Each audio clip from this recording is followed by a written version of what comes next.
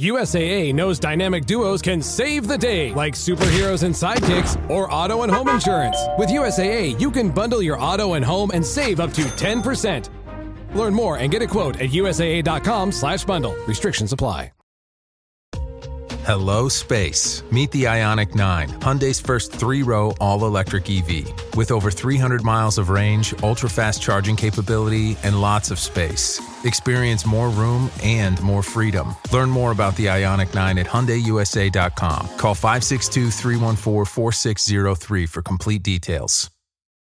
Hi, and welcome to the 10-Minute Food Truck Training Podcast. My name is Bill Moore. I'm the Executive Director of the National Street Food Vendors Association, which is a nonprofit dedicated to education, advocacy, and uplifting all food vendors. Today I'm going to talk to you guys a little bit about food costs, but before we get into that, I want to remind you guys I'm going to be in Las Vegas, Nevada on July 15th and 16th of 2025. I'm going to be a part of the Food Truck Owners Expo. I'll be giving a couple of classes there. I'll be kicking off the campfire sessions. I'll be part of a panel discussion. I'll also have my National Street Food Vendors Association booth there where you guys can come sit down and talk to us, ask any questions you have, and just hang out and have a really great time there at the Rio in Las Vegas, Nevada. Again, that's July 15th and 16th of 2025. If you'd like to attend, go to FTOexpo.com, and when you do, put in the code FTTG15 and get yourself a 15% discount on those tickets. So let's talk about food costs. Since the year 2017, I've been recommending averaging a 25% food cost for food truck vendors, food trailer vendors, hot dog cart owners. So why do I recommend that range? Well, that's where the profitability lies. There are literally tens of thousands of real world examples in the food truck world as well as in QSRs, which is quick service restaurants, and they all run in that same general food cost range. Success leaves clues, as they say, so if you got all these profitable businesses running around a 25% food cost, maybe you should duplicate what they're doing.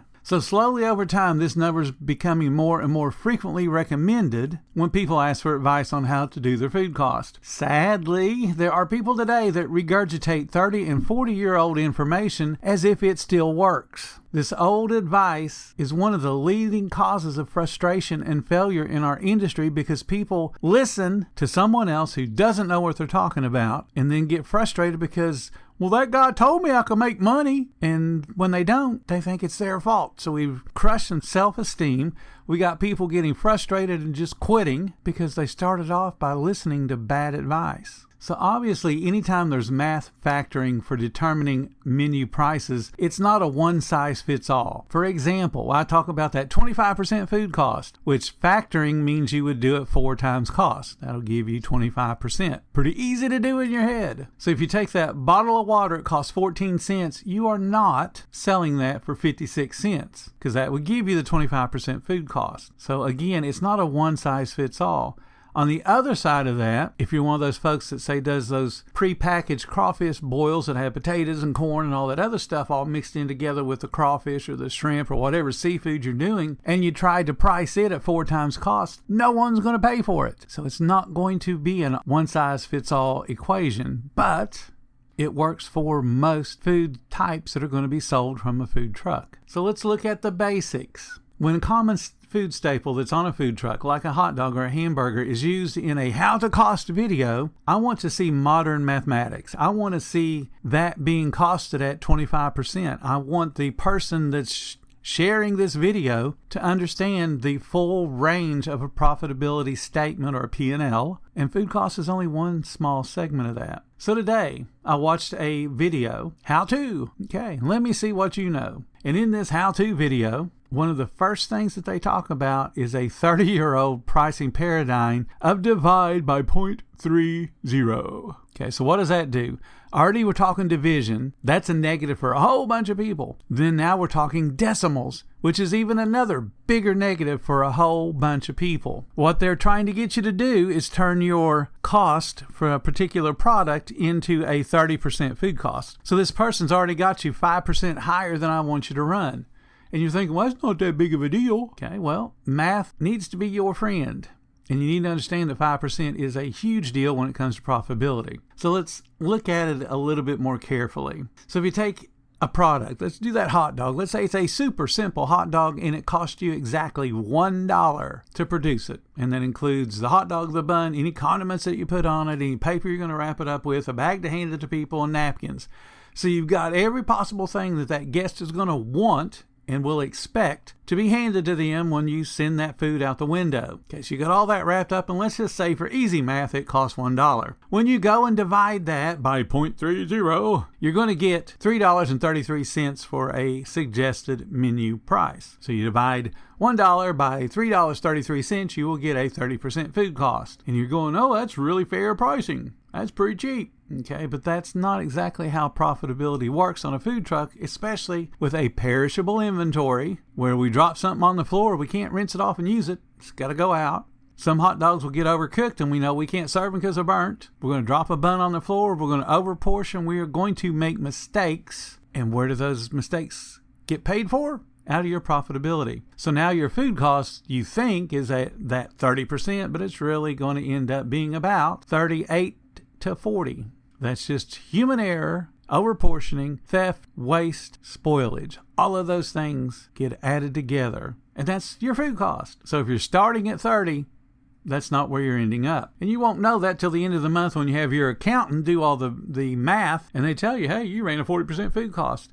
But I can't. I did 0.3 just like they said. There's more to food costs than that. It's not that simple. Now here's the one thing that no one ever speaks about, and there are a blue million videos on Facebook, on YouTube, on TikTok about how to cost your goods, COGS. We're going to show you how to do it for a food truck or a hot dog cart, because I know what I'm talking about. I got one myself. Stephen Covey says that anytime you learn something new, the way to reinforce that with yourself is to go to teach it to other people, which is awesome. Problem with that is the student, the one being taught, takes you at authority because you took time to create a video, but you didn't take time to explore what you're teaching. All you're doing is regurgitating what you've been taught by somebody else who may not know the details either. There is a well-known hot dog cart builder, quote-unquote builder, that has a massive following, or relatively massive following, compared to other hot dog cart builders, and he talks about food costs and he's clueless. So anybody that gets into the business most likely has seen his videos, most likely is following along, and now they're going to regurgitate bad information. Here's the thing, anybody that starts out as a food truck, hot dog cart, food trailer owner and rapidly turns into being a builder, you probably don't want to follow their advice as far as how to operate a food truck, food trailer, hot dog cart, because they failed at it. If they were successful at it, they wouldn't be building, would they? They would continue to build their empire of operational food trucks, food trailers that are profitable.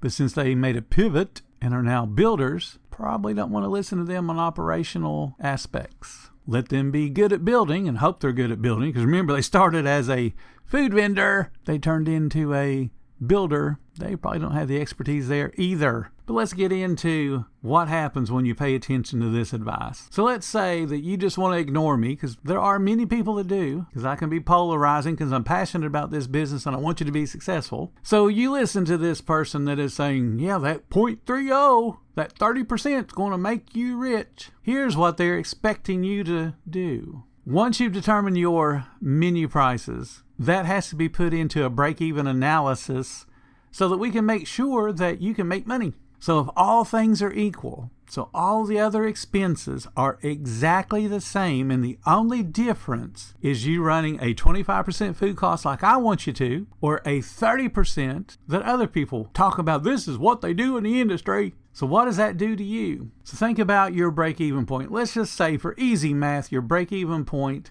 is $500. At 501, you're on the profitability side of the equation. So every day you want to make sure you're hitting at least $500 because that pays all the bills. And remember, I want you to have your own salary built into that too. So $500 means you get paid, all the other bills get paid. Everybody's happy. But your business isn't profiting, so that means you don't have anything to reinvest back into the business. But that's okay, at least everybody got paid. So that $500 break-even point on a 25% food cost You're going, oh, it's not that bad. But when someone says, hey, 30% is where you need to be, everything else being equal, they are wanting you to run 7.7% higher in sales to break even. So that $500 break even becomes $538 if you're running a 30% food cost. That's $38 additional dollars you got to have every single day that you're open to be able just to break even. That's what running a higher food cost does to you. You have to work harder to get back to the point of being profitable. No one ever talks about that because they don't understand the full profit and loss statement. All they know is what somebody else is saying on the internet and on TikTok on the cute little videos, and they don't give you the whole story. Understand when you go to learn something that's important about your business, the person has to have a little bit of authority behind them. You can ignore me. People do it all the time. I'm used to it. I don't care. I know what works. And I can tell you right now, 30% won't work, 33% won't work. You will be frustrated and you will leave this industry in less than 2 years because you'll feel like you're doing a whole bunch of work and not getting anything out of it.